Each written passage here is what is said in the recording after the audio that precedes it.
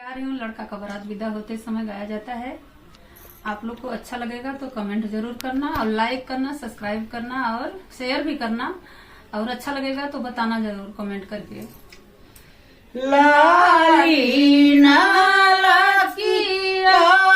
कवन राम रथ चढ़िया वही जैसे भगवान हो रथ चढ़िया वही जैसे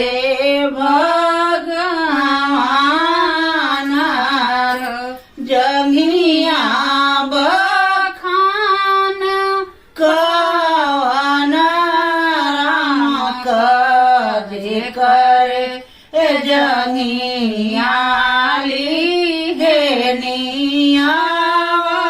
अवतार हो जे करे जंगिया लिघेनिया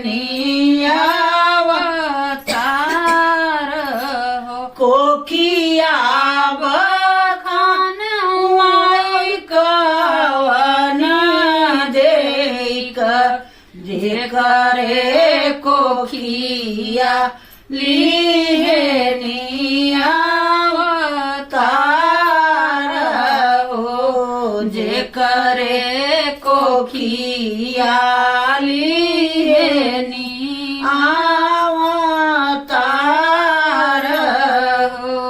जंगिया बखान कवन राम जे करे जंगिया लिहेनिया तार हो जे करे जंगिया लिहेनी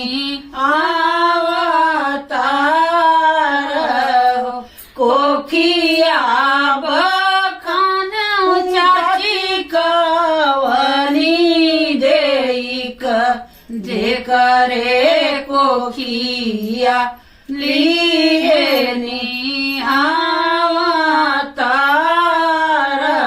हो जे करे कोकिया लिहेनी